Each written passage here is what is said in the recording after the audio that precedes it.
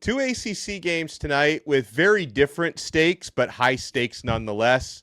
Miami hosting Louisville, Cal hosting North Carolina. Let's dive in.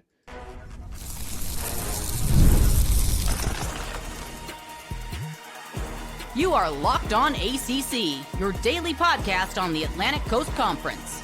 Part of the Locked On Podcast Network, your team every day.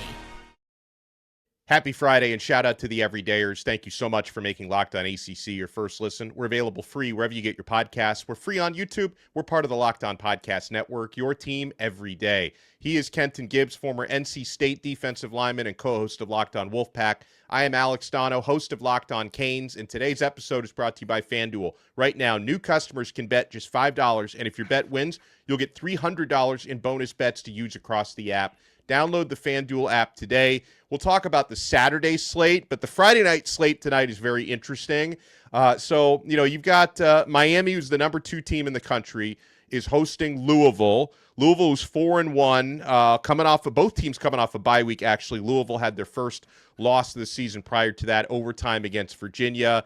So two teams that are near the top of the ACC. Miami, obviously, the favorite right now. And then at 10:30 tonight, Kenton, out in California, you've got the Golden Bears, who have been a Jekyll and Hyde team. They open up their season 3-0. They've lost a few games since. JKS, the true freshman quarterback, has had his ups and downs, taking on what I feel is the worst team in Power 4 football, and that is the North Carolina Tar Heels. And Kenton, the off-the-field stuff, I know like UNC fans would just blame all the reporters. Like, why does WRAL hate us? Why does Pablo Torre hate us so much? Like, they put out this footage of Jordan Hudson and Bill Belichick on a hot mic, like a leak from NFL Network from last year that makes Jordan and Bill look pretty bad. Pablo Torre is reporting that Michael Lombardi, the GM of the Tar Heels, he took a trip to Saudi Arabia right before the season started to try to secure NIL funding. And they got to play a game tonight on the West Coast. Like, this is pure mayhem, and I know Kenton's loving every second of it. What? Donno, why would you accuse me of such a thing? Why would you accuse me? I'm scoffing at you. But in all seriousness, this is a situation that you and I talked about in the offseason. Teams potentially going and getting foreign investment in their teams. Yeah. And to that, I will say, I don't really care much for the foreign affairs or the geopolitical aspects of things. At the end of the day, if you believe it's going to help you put a better product on the field, go for it. Here's my only thing that I will warn people against. The bill always comes due. When you look at the University of North Carolina, with all due respect, in basketball, are you trending in the right direction? I would argue no. No. And if from the apex of Carolina basketball, you are not trending in the direction that you know the Dean Dome is going to be filled out every night. In football, are you trending in the right direction? I don't know who under God's green earth could look at this program and say, that's a team that in 3 years, not only are they going to be better than they are now, that's going to be a national powerhouse. And so let's say you take that foreign investment. How do you plan on paying it back? Yeah. With what revenue? From what ticket sales? I've seen what Kenan Stadium looks like for the average game. Not the like, hey, we're a great team, not that we're a terrible team, just completely average, like, oh, this is going to be a 7-win Carolina team, and they're playing some other ACC school. What does the stadium look like? You are not going to make enough money to pay back that deal and the interest that comes with it without having to give up other parts of your program and or university. So I would caution against that. I would deeply, deeply caution against that. And the Jordan Hudson and Bill Belichick hot mic, let me ask you this, Donno. Have you ever seen Jordan Hudson's name pop up and there's ever been anything positive for UNC? A single time? Okay. Never.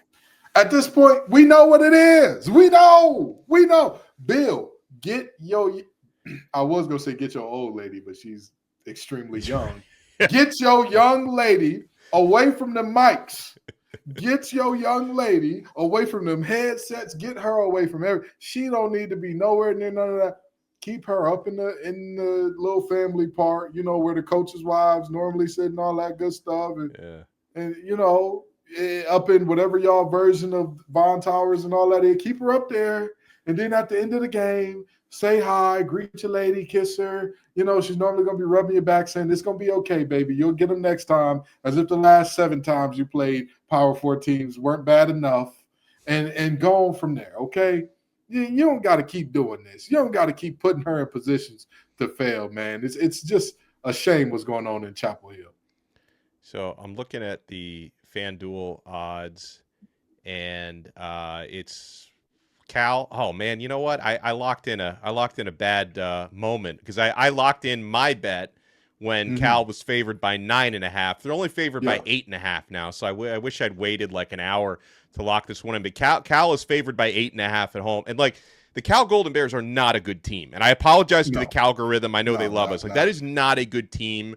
And I was actually messaging with our buddy Lawrence Ross last night, and like he seems like he's expecting Cal to lose this game and probably win a couple games that they shouldn't win later on. It's just how the Justin Wilcox experience works. The Justin Wilcox experience is you lose the games you're supposed to win, and you win the games you're supposed to lose. North Carolina to me is such a mess, and it sounds like Gio Lopez is going to probably be back at starting quarterback tonight because he's healthy again. Should he actually be the starting quarterback? Does it really matter that much if Max Johnson starts, though? I think Cal's going to win this game by double digits, Kenton. That's why I locked in Cal minus 9.5. Since you talked about our good friend Lawrence, let me talk about some that he and I can relate to, okay? Cal at anything less than minus 14, that look as good as them AKAs when set it off. Come on. Them old school AKAs when set it off. Come on. Lawrence know what I'm talking about. Y'all know what I'm talking about. They get that pat back going. Never mind. We ain't going to talk about that. But I'm going to tell you something right now. Cal is absolutely going to win this game by double digits. And I know Cal fans are like, hey, you know this team. We know this team better than you. And the Wilcox experience is strange. Here's the thing. Yeah. I don't think that people are seriously understanding, and I think people are underestimating how unserious this North Carolina football team is. Yeah. I really and truly do. I think we're over-indexing on respect for Bill Belichick and say, oh, he'll figure it out at some point in time. Donno, every team that has crossed all of these time zones, generally they play worse. They play worse. The team that's doing all the travel generally plays worse. We watched a Miami team last year that was playoff caliber. They did not go to the playoff, but they were playoff caliber.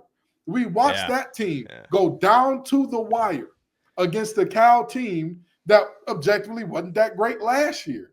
And you're telling me a Cal team that looks like they're about that same team, their best moments look better, but their worst moments look worse. So it's tough to say that they're indefinitely better than that team from last year. You're telling me that team is going to lose to a UNC team that is an absolute farce of a program so far this year? I struggle to see it.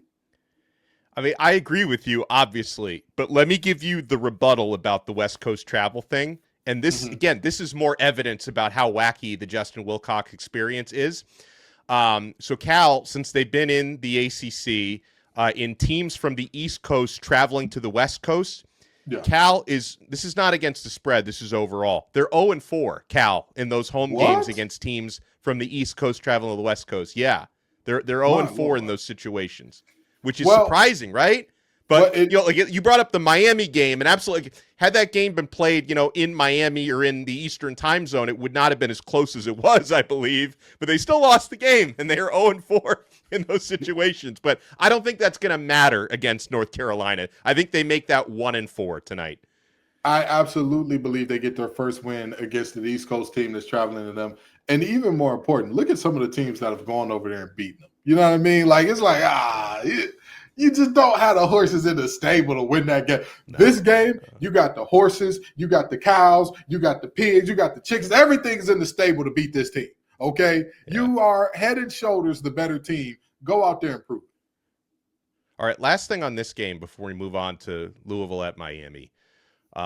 Is there a chance, this is Bill Belichick's last game coaching the Tar Heels, if they lose this game, let's say it's not close, does he make it back to Chapel Hill, or is Chapel Bill no longer that? He's going to be back. They've committed too much to this farce now. They just put out a statement 2 weeks ago. It's been too much committed. Now, does he come back next season? Very different story. I think he at least makes it through the end of the season. And what a poetic day it would be for Dave Doran's last game as NC State's head coach, potentially, to be beating Bill Belichick and the Tar Heels. What a poetic moment that would be for him. But in all seriousness, I think that regardless of what happens in this game, unless Cal like stumps a mud hole, I'm talking 40-point win, he'll be back. I agree, because if anything, the North Carolina administration and Belichick himself, I think, were very embarrassed by all the leaks last week. And so I think at this point, the worst thing that they could do is like give in to that public pressure and make Pablo Torre feel like he was right. I think that's the last thing that they want right now. So like you said, I think they're going to stick it out till the end of the year, no matter what happens tonight, no matter what happens for the remainder of the season. But, the earlier game on Friday night sees Louisville taking on number 2 Miami. We'll talk about the path to victory for both teams. You want to keep it locked right here. We're only getting started on this brand new episode of Locked On ACC. It's almost the weekend. It's time to look back and crown this week's MVP on Who Delivered, powered by DoorDash. Just like you can win every Saturday with DoorDash Streaks, saving more every time you order, this player delivered when it mattered most. Let's break it down. Pitt Panthers got a big win against FSU last weekend, and Des Reed, Mr. Running Back, Mr. Receiver, Mr. All-Purpose, delivered in a big way. 155 receiving yards and a pair of touchdowns in that one. When the pressure was on, Reed came through, no hesitation, no delay. If you've been watching week after week, that performance wasn't a fluke. Des Reed is going to be on a streak. And just like Reed delivered for the Panthers, DoorDash delivers your Saturdays. With DoorDash Streaks, you save every Saturday you order. Stack it up all season. You could save up to $250, including $100 in DoorDash credits. Order this Saturday. Keep the streak alive. Fuel your game day only with DoorDash. Terms apply. Promo period runs through November 18th. We're also proudly brought to you by SupplyHouse. When the opening whistle blows on a new repair, you can get your crew moving forward with SupplyHouse. Order today, see parts on your doorstep tomorrow. Over 280,000 plumbing, HVAC, and electrical items from the most trusted brands in the business. Their real-time inventory and honest lead times keep you from punting projects, while their industry-leading customer service always has your blind side covered. Need parts for a project? SupplyHouse has next-day delivery. Talk about a game changer. The Part Finder tools and 3D schematics can save you hours on jobs where every deal matters. Join their free Trade Master program today and score serious perks like priority shipping, lower prices, and a dedicated support line. Visit supplyhouse.com to sign up for free and use promo code SHCollege5 for 5% off your first order. That's supplyhouse.com. Real people, real service. Thank you so much for making Locked On ACC your first listen. For your next listen, check out our other shows. Kenton Gibbs and Grayson Boone do an awesome job talking all things NC State on Locked On Wolfpack. I talk all things Miami on Locked On Canes. Of course, a lot of pregame material for Miami tonight, 7 o'clock, hosting Louisville at Hard Rock Stadium. Big edge, Kenton, that Miami has in this game should be Miami's pass rush led by Ruben, Bane, and Akeem Mezador against an offensive line for Louisville that has really struggled. They haven't protected Miller Moss, who's been sacked 13 times in 5 games. Moss under pressure has been really poor this year, about a 34% grade on Pro Football Focus when pressured. He's thrown 3 pick sixes and 4 interceptions this season. So I think for Miami defensively, that's going to be a recipe. Now, Louisville would love to get their running game going. Some unfortunate news for them. Duke Watson is out for this game with injury. Isaac Brown will play, and Kewan Brown will be his backup. But they've had trouble opening holes for Isaac Brown. Now, if he can get a hole, he can make a meal out of it. But that running game has struggled this year, Kenton, behind the O-line. Yeah, I mean, everything at the end of the day, the apex of this situation is always going to be the offensive line. And I know a lot of people are going to say, oh, you didn't give them credit when you were loving on Duke Watson and Isaac Brown before the season. Well, because it goes without saying that the best runners generally have the best offensive lines, except in very, very rare occasions. But I mean, this year, Donno, when you look at what their production has been against Power 4 teams, it's not just about, these backs have made amazing things happen out of nothing. No, the production has not been there. They have won the games by and large, again, against Power 4 teams by having Miller Moss step back and throw the ball around a yard a ton. That's not a winning recipe. I'm sorry to tell you. I don't care who wants to hear it or how they want to hear it. That is not going to be a winning recipe for this team, So at the end of the day, the running game has to get going.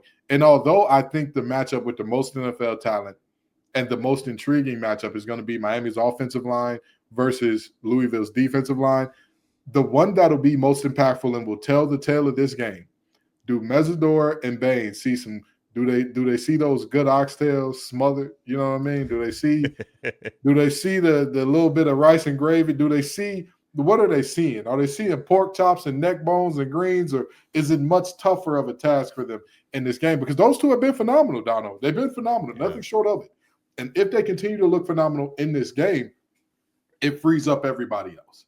It makes your defensive backs. I can be more aggressive because I know you don't got time to throw a double move. I'm jumping everything, So at the end of the day, Louisville, if I'm a Louisville listener right now, and I'm saying, what does this team need to do? I guarantee you, if your offensive line grades out at above a 75 and your defensive line plays out at what they do, y'all got a shot. However, Ruben Bane has forced some guys to grade out at 12 this year.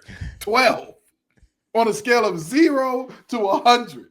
An offensive tackle that is on scholarship and receiving NIL money got a 12. So good luck. I mean, I think the other thing Louisville has to do, and it's not impossible, but it would involve Miami playing out of character, is win the turnover margin. Miami's top 5 nationally in turnover margin at +6. Louisville is 55th in turnover margin at a +1. So, one team has done a significantly better job taking care of the football than the other. And so, they're going to, try to force Carson Beck to make the kind of mistakes people, thought he was making a year ago at Georgia. He's been a lot more efficient so far this year at Miami. Knock on wood, Miami hasn't lost a fumble yet this year. So they've, the ball security has been really solid. I think this is the type, and also both teams have been undisciplined when it comes to penalties. So that's going to be something to watch out for. For Miami, it was 11 penalties against Florida State. A lot of those were, kind of in quote unquote garbage time when they got sloppy toward the end of the game. But Miami's going to try to play a clean game. And Kenton, I just feel like if Miami does that, if Miami cuts down the penalties and they don't lose the turnover margin, it's hard to imagine a Louisville victory. The key to upsets is always to catch your opponent slipping, right? And what does that look like in terms of football? What does it look like? When you catch somebody slipping, it doesn't mean you have to catch them in perpetuity being unprepared. It means you catch them 1 or 2 moments. What do those 1 or 2 moments look like? Turnovers. What do those 1 or 2 moments look like? Wow, Miami's driving. They got a holding call. All of a sudden, that's a drive killer. So you're absolutely right, Donno. Louisville has to play a clean game and generate turnovers to win this ball game. Miami has a much larger room for error. They have much more room for, we can do this wrong and still get away with it. However, you don't want to play like that.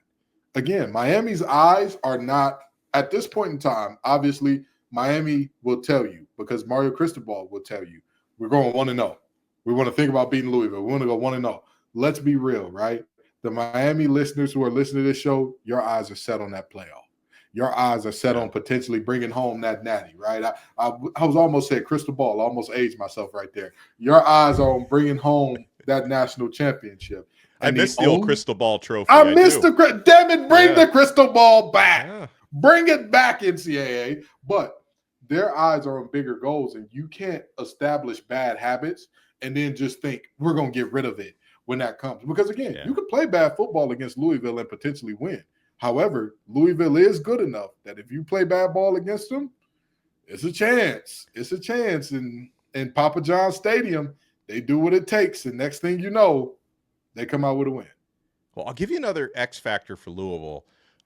They have been explosive on special teams. Colin Lacey has 2 punt returns for touchdowns this year. He actually scored a kickoff return for a touchdown against Miami a year ago. So, Hurricane special teams coverage, it's so far it's been really good. But, obviously Louisville, one of the more dangerous special teams opponents Miami has faced. So that's another thing to watch out for.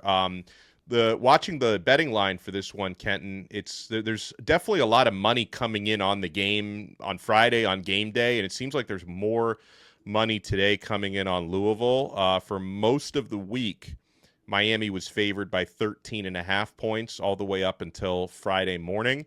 Now on FanDuel, Miami's favored by 12.5. I'm being told that there are other sports books where it's 11.5. So there's obviously money coming in on the Cardinals, but it's still a big. I mean, that might just mean people think the spread was too big. Not necessarily that Louisville's going to win outright, but for what it's worth, there is money coming in on the Cardinals. Yeah, there is money coming in on the Cardinals, but right team favorite. I think Miami wins this game.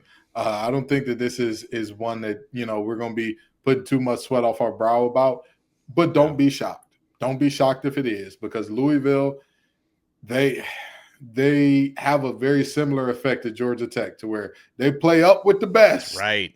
And they play down to the worst. They see a world beater coming through, and they're like, wait a minute, are we the 85 Bears now? And then they see a 4-win Kentucky team coming through, and they're like, I don't think I want to play well today.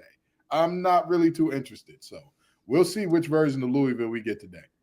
And that's part of the Jeff Brom experience, because he tends to did it a couple times at Purdue, he's done it at Louisville. They had a big win against Clemson last year where they call him Big Game Brom. Like, he'll sometimes step up and win the big game. And here's a trivia fact for you. Miami has, I think it's a 10-game home winning streak right now that dates back to 2023. But the last team to beat Miami in Miami was Louisville in 2023. So they're going to try to bring it full circle tonight. Absolutely, they're going to try. And again, I want to see who gets Snellenberger's boots, baby. The best and most underrated award in all of college. Yeah, it's actual boots that Schnellenberger wore that were bronzed. I guess they poured the liquid metal on it. So it's like an actual pair of Schnellenberger dress boots from back in the day. That takes boots on the ground to a whole nother level. That takes boots on the ground to the next level, ladies and gentlemen. Some notes on the Saturday slate when we come back, including Clemson might be without their starting quarterback this week, and that would drastically change the outlook of their matchup against SMU. You want to keep it locked right here. We're not done yet on this brand new Locked On ACC.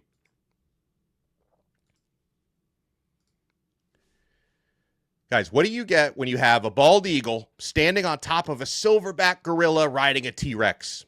Confidence, pure confidence. If you're looking for something beyond the usual pill, it's time to meet Rugiet Go Long.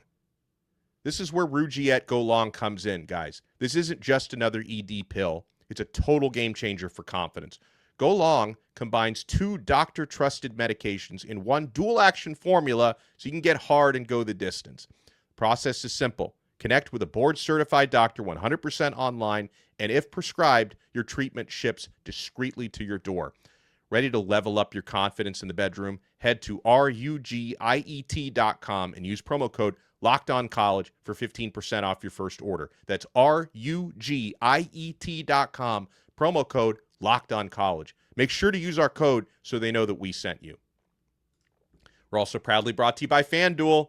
And if you've been seeing the line moving a little bit for Miami hosting Louisville, also, Cal was favored by 9.5. They're favored by 8.5 now against North Carolina. You can check out all the action at FanDuel. NFL season is here, guys, and FanDuel has an offer you don't want to miss. Right now, new customers can bet just $5 and get $300 in bonus bets if you win. That's right. Pick a bet, put down $5, and if it hits, you'll unlock $300 in bonus bets to use across the app. I love how FanDuel gives me so many ways to play. I've built parlays. I've tried player props. I've even followed the live lines during games. Whether you're a casual fan or you love diving into the stats, FanDuel makes the game day experience so much better. So what are you waiting for? Visit FanDuel.com to download the FanDuel app today and get started. Thank you for making Locked On ACC your first listen. We're available free wherever you get your podcasts. We're free on YouTube. We're part of the Locked On Podcast Network, your team every day. Another line, Kenton, that has moved a little bit is the Duke hosting Georgia Tech. Duke was favored by 1.5 points for most of the week. That line, and Duke is at home, it's moved up to -2.5 for Duke. This is one where, man, I feel like Georgia Tech is overall the better football team. It's a great quarterback matchup, Dereon Mensah versus Haynes King. They're both playing at a really high level. Haynes King just affects the game more with what he does as a runner as well. But Duke being the home team and being in good form, man, I honestly, this one's close to a coin flip for me, but my gut tells me Georgia Tech probably pulls out a close one. Vegas says this is a pick 'em. However, somebody is favored. So I got to pull out my favorite phrase, ladies and gentlemen. Wrong team favorite. Give me Georgia Tech in this one. And here's the deal. I don't think that this game will be that close. Hear me out. Here's why. I think that Georgia Tech effectively runs the ball and stops stops Manny Diaz. Freudian slip with Miami coaches there. I keep getting all these coaches mixed up. But I think that they keep Manny Diaz from doing what he does best. I've talked about this ad nauseum. He gets into young quarterbacks' heads. How? He gets them behind the sticks, and then he gets a little tricky. He messes with the eye. Haynes King been playing college football since I was playing college football. You understand? Haynes King has seen it all, done it all. He's seen every disguise you could throw at him. He's seen cover 1, 2, 3, 4, 6, 9. He's seen it all. He's seen it all, done it all. He's seen cloud. He's seen hard play. He's seen it. He's done it. He's a celebrated alumnus of College Football University. So with that in mind, you combine an experienced quarterback with a run game that is going to keep them in positive positions overall in terms of being ahead of the sticks. And I think you're going to have a very tough time there. And here's the biggest thing. Here's the biggest thing for me where I kind of look at this team and I say, all right, what you got, Georgia Tech? What you going to do here? Georgia Tech is pretty good at taking the football away. They're pretty good at taking the football away. And because of that, while Duke has maintained the ability to protect the ball over these last few games, and while they have been trending in the right direction, no turnovers over the last 3, they're about due. Their numbers due for some turnovers. And I think that Georgia Tech capitalizes. And I think they win this game by about 9 or 10 points. I like it. Here's one to watch on Saturday. I don't know if we're going to know the final verdict until shortly before kickoff, but at the time Kenton and I record this, you got Clemson at home, favored by 5.5 against SMU. SMU's been a lot better the last couple of weeks, but Cade Clubnik is questionable. Now, Vizina, their backup quarterback, may have to go. The times he has played, he's looked very pedestrian. Nothing really has stood out to me about Clemson's backup, whereas, Cade Clubnik, you've had some ups and downs, but he comes off a phenomenal 2024 season. He's been trending up these last couple of weeks. So, I mean, if the final, injury report comes out and Cade Clubnik is out for this game, I'm saying SMU pulls off the road upset, Kenton. If Clubnik plays, assuming he's mostly healthy, I probably lean to Clemson to edge it out at home. So to me, this depends on the Clubnik status one way or another. I 1,000% agree with you. I am 1,000% the same boat as you. And I look at this and some people are saying, well, Vizina is going to be just as good or he'll be just as, all that good stuff. If he was just as good, he'd already be playing. You understand? Right. If he was just as good, he'd already be the guy. Remember, we said the same thing about Syracuse and, Ricky Collins, it was a battle. It was a battle for a while. Yeah. Well, doesn't look like it was much of a battle, was it? So in this game, I think if you've got Cade, you've got a way to win this ball game. If you don't, the call is simple. Hey, stop that running back there. Stop that guy immediately. Stop this running game and you'll be just fine. I know Wesco is fantastic. I know this wide receiving core has underperformed all year, but the talent is there. However, the reality of the talent of that wide receiver core, they need somebody to get them the ball. And if you can pressure Vizina, if you can make things happen to make it real tough on them, all of a sudden you're going to be looking at some very dire straits for Clemson in Death Valley.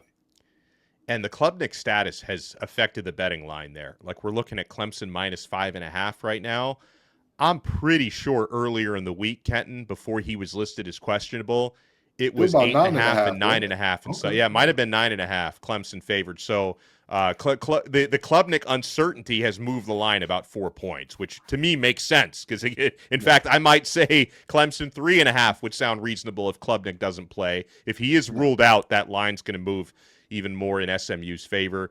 All right, so the nightcap on Saturday night. We got West Coast games Friday night and Saturday night, which is cool if you're up late. I will be up late Friday night because I'll be doing Miami post game, so I will have my eyes on Cal hosting North Carolina, and I might stay up late Saturday night as well because you got Stanford as 18.5-point underdogs at home against the Florida State Seminoles. And Kenton, despite what's happened to FSU the past 3 weeks, as long as they come into this game focused, not overlooking an opponent. I don't want to hear Tommy Castellanos talking about, hey, yeah, we're 3-3, but we're really 6-0 because we've only beaten ourselves. Like, come in humble and focused, and Florida State has the talent to go in and beat up on a not very good Stanford team. I think what I would worry about if I'm a Florida State fan is the possibility of a spiral. Right? You've lost 3 straight games. There are a lot of questions out there about Mike Norvell's future. In fact, if Florida State doesn't win that game, don't be surprised if they don't let Norvell on the plane home. So you have all that extra stuff out there.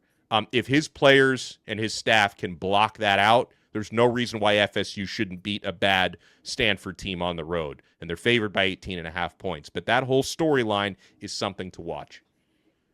Oh, absolutely. And I'm going to tell you this. The only redeeming thing, the only thing that Stanford can hang their hat on and say, we've got a shot, we've potentially got a way to win this game, is that big bruising back out of Toms River, New Jersey, Mr. Micah Ford.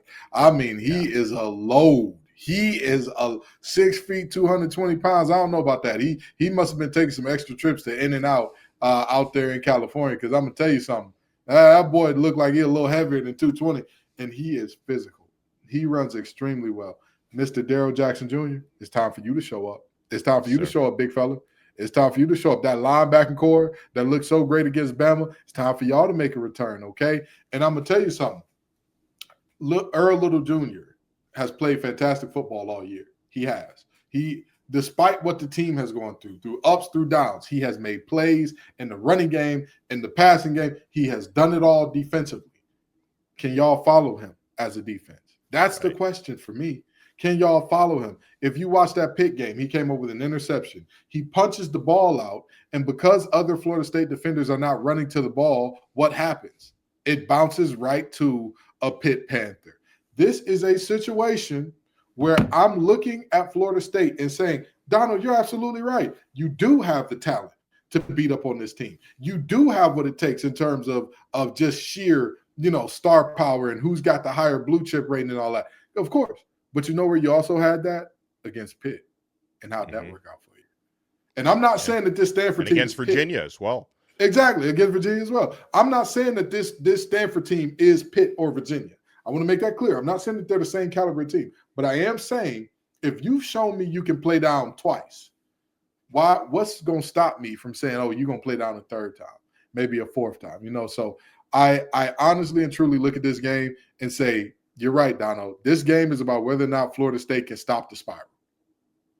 All right. We appreciate everyone for making Locked On ACC your first listen. Enjoy the games tonight.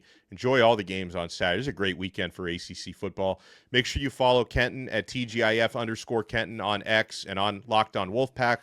You can check me out on Locked On Canes and at Alex Donno. And we'll talk to you again next time on another episode of Locked On ACC. We are part of the awesome Locked On Podcast Network. Your team every day.